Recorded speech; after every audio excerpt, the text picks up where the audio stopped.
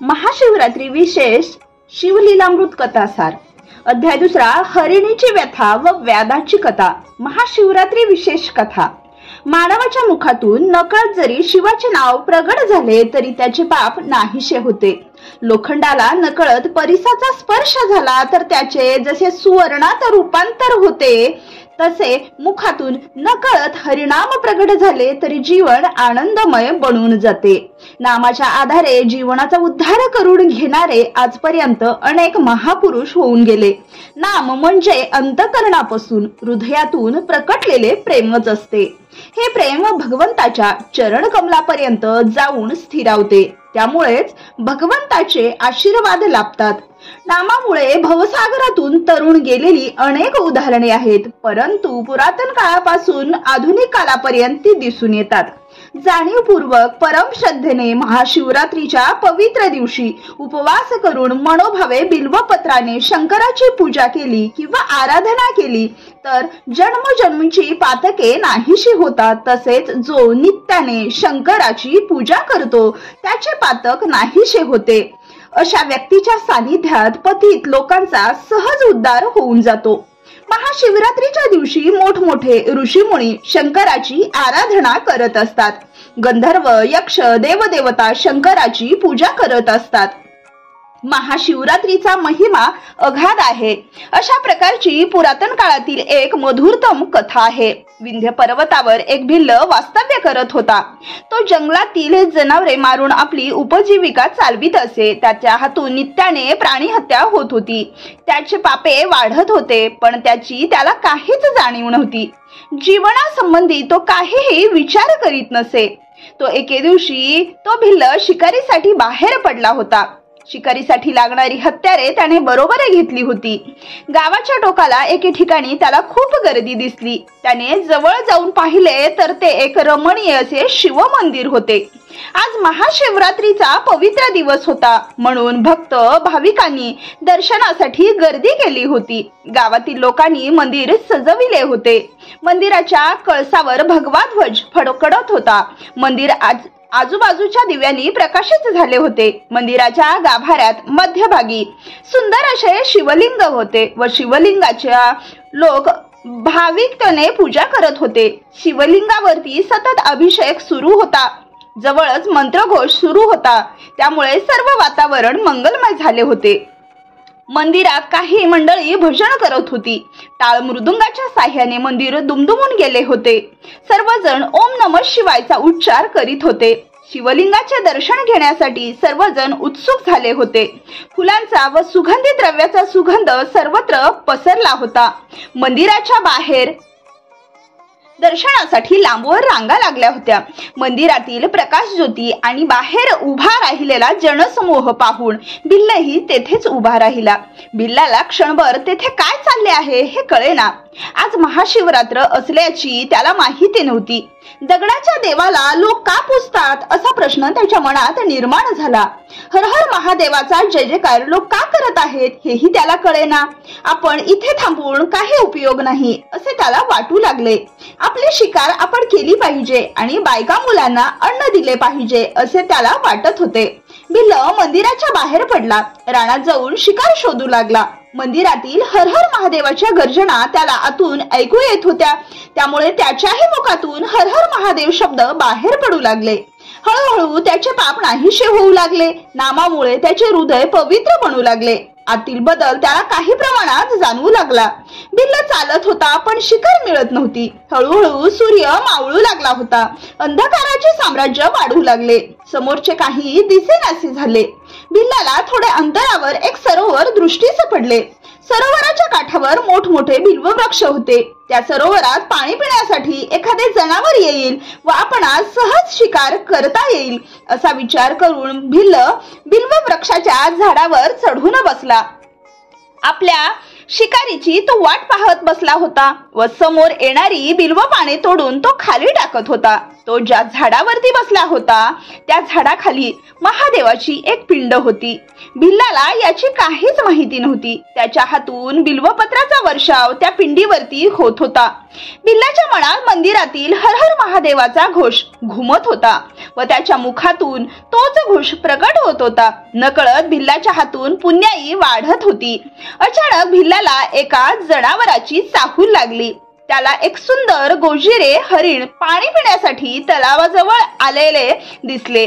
त्याने बाण सोडण्याची तयारी केली. एवढ्यात ते हरिण मनुष्यवाणीने बोलू लागले, हे व्याधा, तू बाण सोडू नकोस, माझे प्राण हरण करू नकोस. मी तुझा काहीही अपराध केलेला नाही. मी गर्भिणी आहे. माझ्या पोटातील बाळाने तुला कोणत्याही प्रकारचा त्रास दिला नाही. गर्भिणीला मारणे हे एक मोठे पाप आहे. शास्त्राने या पापाचे वर्णन केले आहे. गुरु हत्येपेक्षा हे 100 पटीने मोठे पाप आहे. तरी एवढे मोठे पाप तू वाढविणार काय याचा विचार कर. निष्कारण आपले पाप वाढवू नकोस. व्याधाने त्या गर्भिणी हरिणीचे सर्व बोलणे ऐकून घेतले आणि तो सांगू लागला, आज मला एकही शिकार मिळाली नाही. माझ्या पोटात अन्नाचा एक कणही गेला नाही आणि माझी बायका मुले माझी वाट पाहत बसली असतील. त्यांनाही सकाळपासून काहीच खाल्ले नाही. त्यांना उपाशी ठेवण्याचे पातक मला मिळणार आहे. तरी पण मला आश्चर्य वाटते, म्हणजे तू हरिण असून कसे काय बोलतेस? शास्त्राला प्रमाणभूत असलेली तुझी वचने ऐकून मी चकित झालो आहे. तरी तू पूर्वी कोण होतीस आणि तुला हे ज्ञान कसे प्राप्त झाले हे मला सांग. तू जर याचे रहस्य मला सांगितलेस तर मी तुझ्यावर दया करेन. त्यावेळी ती सुंदर दिसणारी हरिणी पुन्हा बोलू लागली, हे व्याधा, ज्यावेळी समुद्र मंथन झाले त्यावेळी त्यातून देव व दानवांनी जी 14 रत्ने बाहेर काढली त्यातील अनमोल रत्न म्हणजे मी होय. माझे नाव रंबा होय. सर्वजण माझ्या सौंदर्यावर भुलत होते. मी नृत्य गायनही शिकले होते. माझ्या सौंदर्याचा मला गर्व झाला होता. मीच एक सौंदर्यवान असे मला वाटू लागले. माझ्या दृष्टीने मला जग सामान्य वाटू लागले. पूर्वी मी शंकराची मनोभावे आराधना करत होते. ज्यावेळी माझ्या कलेचा मला अहंकार झाला त्यावेळी मी शंकराची भक्ती पूर्णपणे विसरून गेले. उपवास आराधना करत होते पण तेही विसरून गेले. श्री शंकराची भक्ती सोडून हिरण्य नावाच्या राक्षसाबरोबर राहू लागले. तो एके दिवशी शिकारीला गेला होता. देवाचे नाव त्याच्या मुखातून येत नव्हते. कोणीही देवाचे नाव घेतलेले त्याला आवडत नव्हते. त्या दिवशी मला अचानक श्री शंकराचे दर्शन घेण्याची इच्छा झाली. मी कैलास पर्वतावरती आले. माझे आगमन तेथे होताच शंकरांना अतिशय राग आला. त्यावेळी त्यांनी मला शाप दिला, तू मृत्यूलोकात जाऊन हरिणी बनशील. तुझ्या 2 मैत्रिणी देखील हरिणी बनतील. हिरण्य हा राक्षस देखील हरिण बनेल. आता माझ्या समोर उभी राहू नकोस, निघून जा. माझ्या वागण्याचा मला फारच पश्चाताप झाला. माझी चूक मला कळून आली. माझ्या डोळ्यातून अश्रू वाहू लागले. माझे हात पाय कापू लागले. मी शंकराच्या चरण कमलावरती मस्तक ठेवले. त्यांची स्तुती गायली. मला उपशाप द्या म्हणून पुन्हा पुन्हा विनंती करू लागले. माझी करुणामय अवस्था पाहून शंकराला दया आली. त्यावेळी शंकर म्हणाले, 12 वर्ष हा शाप तुला भोगावा लागणार आहे. 12 वर्षानंतर शापमुक्त झाले की तुम्ही परत कैलास पर्वतावरती येणार आहात. हे व्याधा, अशा प्रकारे श्री शंकरांनी दिलेल्या शापामुळे आम्ही हरिणी झालो. आता तर मी गर्भिणी आहे. मला प्रसव वेदना सुरू झाल्या आहेत.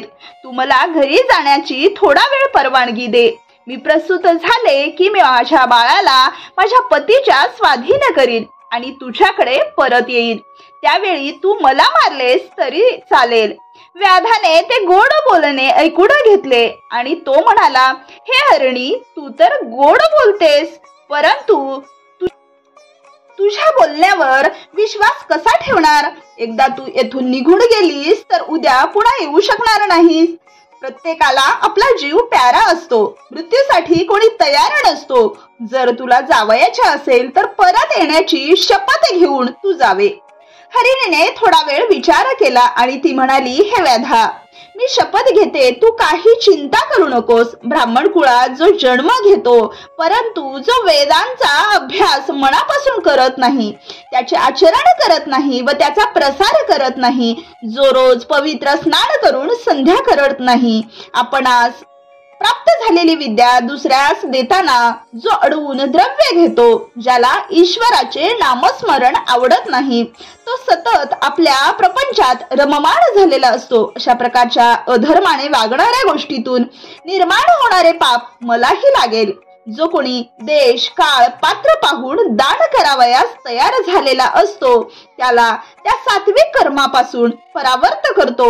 आपल्या सद्गुरूंची सेवा न करता जो त्याची निंदा करत असतो, समाजातील सात्विक सज्जन माणसाची जो सतत निंदा करतो, जो कोणत्याही प्रकारे धर्माचे मर्म जाणत नाही, जो कोणाला काहीही खोटे सांगून समाजात सदैव भांडणे वाढवित असतो, अशामुळे जे काही पाप वाढत असते ते सर्व पाप मला लागेल.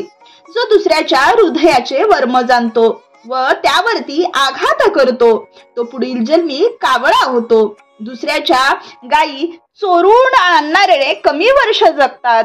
जो राजा आपल्या प्रजेचे हित न पाहता कोणत्या तरी कारणाने सारखा प्रजेला छळत असतो, तो पुढील जन्मी वाघ अथवा साप बनत असतो.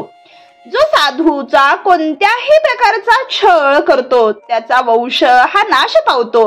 घरात लक्षण देणारी सर्व वस्तू व्यवस्थित असताना सुद्धा जी उत्तम प्रकारे स्वयंपाक करून प्रेमाने पतीला भोजन वाढत नाही, व्रत वैकल्य वरवर करावयाची म्हणून करून जी खऱ्या मनाने पतीशी वागत नाही, ती स्त्री पुढील जन्मी वटवाघूळ बनत असते.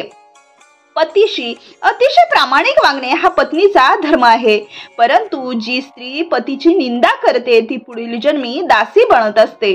तसेच जे सेवक आपल्या मालकाची सेवा करत नाहीत आणि उलट मालकाचा विश्वासघात करतात, ते पुढील जन्म श्वानाचा प्राप्त होत असतो. तसेच जो मालक आपल्या नोकराशी चांगला वागत नाही, त्याला पुढील जन्मी भीक मागावी लागते. ज्या स्त्रिया भोजन बनवितात चोरून खातात, त्या पुढील जन्मी मांजराच्या जन्मास प्राप्त होतात. अतिथीचा ज्या मानसन्मान करत नाहीत, त्या स्त्रियांना पुढील जन्मी संतानाची प्राप्ती होत नाही. जे आई वडिलांची आज्ञा पालन करत नाहीत, उलट त्यांना अपशब्द बोलतात, त्यांना पुढील जन्म माकडाचा प्राप्त होतो. हे व्याधा ही अनेक प्रकारची पापे तुला सांगितली आहेत. आता मी जर घरी जाऊन परत आले नाही, तर ही सर्व प्रकारची पापे मला लागतील. अशी मी शपथ घेते. आता मला घरी परत जाण्याची तू परवानगी दे. हरिणीने अंतःकरणापासून घेतलेली शपथ व्याधाला पटली आणि व्याधाने हरिणीला घरी जाण्याची परवानगी दिली. हरिणीला समाधान लाभले. तिने व्याधाला श्री शंकर प्रसन्न होतील असा आशीर्वाद दिला आणि ती घरी निघून गेली. हरिणी निघून गेली. आता व्याध एकटाच झाडावर बसला होता. वेळ जावा म्हणून तो बिल्वदळे उजव्या हाताने खोडून खाली टाकत होता. मंदिरातील हर हर महादेव शब्द त्याच्या हृदयराऊळात सदैव घुमत होते. व्याधाचे पाप हळूहळू कमी होऊ लागले होते. व्याधाला अचानक पुन्हा एका जनावराची चाहूल लागली. त्याने बाण सोडण्याची तयारी केली. त्या ठिकाणी दुसरी हरिणी पाणी पिण्यासाठी आली. तिने व्याधाला पाहिले आणि ती म्हणाली, थांब, मला आत्ताच बाण मारू नकोस. माझ्या मनात पतीच्या सहवासाची इच्छा तीव्रपणे निर्माण झालेली आहे. मला पतीला भेटावयास जाऊ दे. त्याला भेटून मी परत येऊ शकेन. व्याधाने याही हरिणीचे बोलणे ऐकून घेतले. तो म्हणाला, तू घरी जाऊन पतीला भेटून ये, परंतु जाण्यापूर्वी शपथ घे. तुला धर्मशास्त्राची माहिती आहे काय? हरिणी बोलू लागली, पवित्र स्थळे जो नष्ट करतो त्याला मोठे पाप लागत असते. ते पाप मी परत आले नाही तर मला लागेल. जो शक्तिशाली लढावया असून देखील युद्धातून पळून जातो, जो वेदांताची सदैव निंदा करत असतो, जो पवित्र धर्मग्रंथाची निंदा करतो, त्याच्या हृदयात ऋषीमुनी संत महंत यांच्याबद्दल द्वेष भरलेला असतो, देवदेवताबद्दल ज्याच्या मनात अश्रद्धा भरलेली असते त्याला मोठे पाप लागत असते. मी जर परत आले नाही तर ही सर्व पापे मला लागतील. जे पुत्र व पुत्रवधू यांना सतत छळत असतात ते पुढील जन्मी कुरूप होत असतात. जे बंधू आपापसात सदैव भांडत असतात त्यांना पुढील जन्म माशाचा लाभत असतो. जे गुरुची सदैव निंदा करत असतात त्यांची संपत्ती नष्ट होत असते. जे चोरून लुबाडी करतात त्यांना पुढील जन्मी दारिद्र्य प्राप्त होते. जे वरून साधुत्व दाखवितात आणि आतून वाईट वागतात त्यांना पुढील जन्मी अपार दुःख भोगावे लागते. स्वतःच्या कन्येची विक्री करून संपत्ती मिळविण्याचा जो प्रयत्न करत असतो त्याला हिंस्र पशूचा जन्म प्राप्त होत असतो. विद्वानांना जो त्रास देतो तो पुढील जन्मी ब्रह्मराक्षस होतो. जो खोटी साक्ष देत असतो त्याचे पितर नरकात जात असतात. जो 2 स्त्रियांशी विवाह करतो त्याला पुढील जन्म गोचिडाचा प्राप्त होत असतो. जो आपल्या राज्याच्या राजाची निंदा करतो द्वेष करतो त्याला भोजन जात नाही. लहान लहान मुलांना पळवून जो दुसरीकडे विकतो त्याला मोठे रोग होतात. जो देवालयाची तोडफोड करतो त्याचे हातपाय मोडून जातात. जो प्रपंचाकडे दुर्लक्ष करून स्वतःची चैन करतो त्याला अनेक प्रकारचे रोग होतात. जो कोणालाही कोणत्याही प्रकारचे दान करत नाही त्याला पुढील जन्मी अन्न मिळत नाही. जो परमपवित्र कथा कीर्तन श्रवण करत नाही तो कानाने बहिरा होतो. जो गायीचा वध करतो त्याला पत्नीकडून अनेक प्रकारचा त्रास सोसावा लागतो. मुक्या जनावरांना जो त्रास देतो त्यांची मुले बाळे पुढील जन्मी मुकी होतात. हे व्याधा अशी कितीतरी प्रकारची पापे आहेत. मी दिलेला शब्द पाळला नाही आणि तुझ्याकडे परत आले नाही तर ही सर्व पापे मला लागतील असे मी तुला शपथपूर्वक सांगते. हरिणीचे कारुण्यपूर्ण बोलणे ऐकून व्याधाने तिला जाण्याची परवानगी दिली. त्या हरिणीला अतिशय आनंद झाला आणि ती निघून गेली. थोड्या वेळाने त्या ठिकाणी आणखीन एक हरिण आले. व्याध बाण मारण्यास तयार झाला. त्यावेळी हरिण म्हणाले, हे व्याधा, माझ्या 2 स्त्रिया पतिव्रता आहेत. त्यांना मी विचारून परत येईन. त्यानंतर तू मला मार. मी शपथ घेऊन जाण्यास तयार आहे. कीर्तनकार कीर्तन करीत असताना त्यामध्ये मुद्दाम जो अडथळा आणण्याचा प्रयत्न करतो त्याचा वंशवेल कधीच वाढत नाही. जे भाविक यात्रेला निघालेले असतात त्याची जो चोरी करतो त्याला अनेक नरक यातना भोगाव्या लागतात. जो देवांच्या मूर्तीची तोडफोड करतो तो अनेक प्रकारचे किडे बनून जगतो. जो आपल्या मित्राचा विश्वासघात करतो, ज्या आई वडिलांनी जन्म दिला त्यांची हत्या करतो, गुरूंच्या जीवनात अनेक प्रकारची संकटे निर्माण करतो त्याला अनेक प्रकारच्या यातना भोगाव्या लागतात. जो शिवाचे भजन कीर्तन ऐकताना कंटाळून जातो, शिवाचे पूजन कधीच करत नाही, त्यांच्या कानाला अनेक प्रकारचे रोग होतात. अशा प्रकारे अनेक प्रकारची पापे मला लागतील. मी परत आलो नाही तरी ही सर्व दुःखे मला भोगावी लागतील. माझ्या पतिव्रता पत्नी माझी वाट बघत बसल्या असतील तरी मला जाऊ दे. मी निश्चितपूर्वक परत येईन. हरिणीचे बोलणे ऐकून व्याधाच्या मनामध्ये करुणा निर्माण झाली. त्याच्या मुखातून शंकराचा नामघोष सुरू झाला. त्याने त्या हरणाला घरी जाण्यास परवानगी दिली. झाडावर बसून तो हरणाची वाट बघत होता. शिवरात्रीचा पवित्र दिवस होता. व्याधाचा पूर्ण उपवास झाला होता. बेलाची पाने तोडून तो खाली टाकत होता. त्या सहज घडणाऱ्या कृत्यामधून त्याच्या अंतर्जन्माचे पाप नाहीसे होऊ लागले होते. बघता बघता रात्र संपली. सूर्यनारायणाचा उजेड पसरू लागला. एवढ्यात आणखीन एक हरिण तेथे आली. तिला समोरच व्याध दिसला. ती म्हणाली, हे व्याधा, मला मारू नकोस.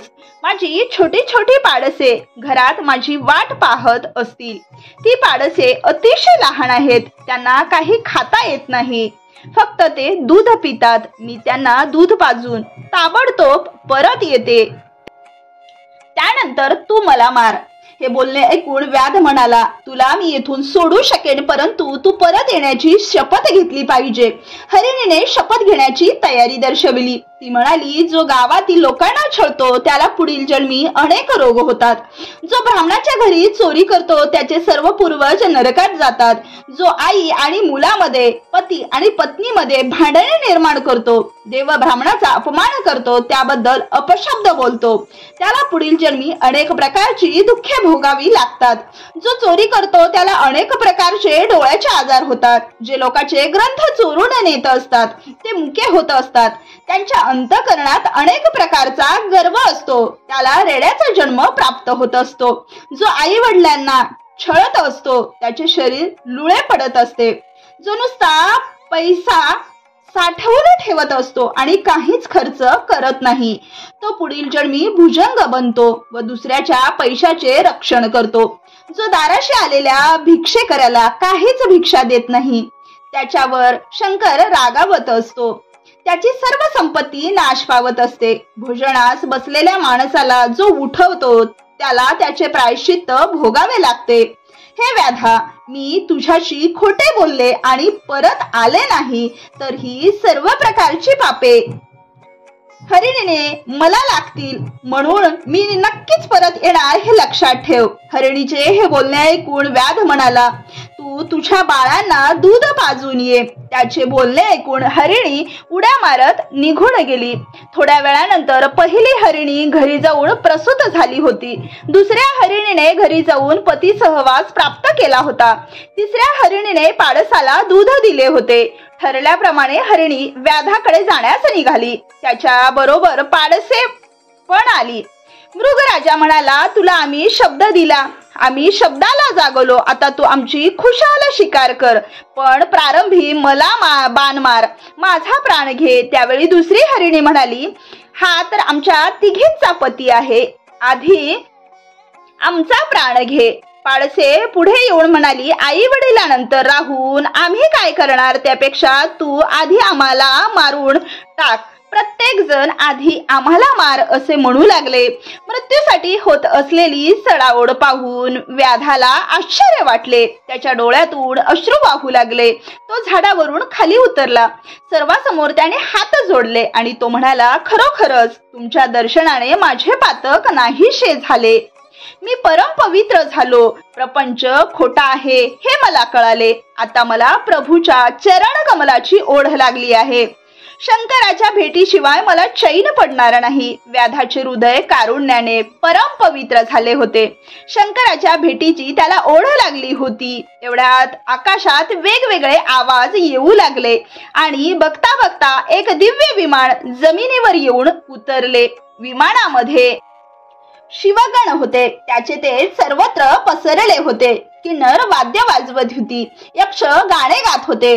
स्वर्गातील देव सर्वांवरती पुष्पवृष्टी करत होते. आता हरणाचे रूपही पालटले होते आणि मूळचे रूप प्रगट झाले होते. व्याधाने प्रेमभावनेने सर्वांना दंडवत घातला. शिवशंकराचा जयघोष केला. व्याधांचा उद्धार झाला.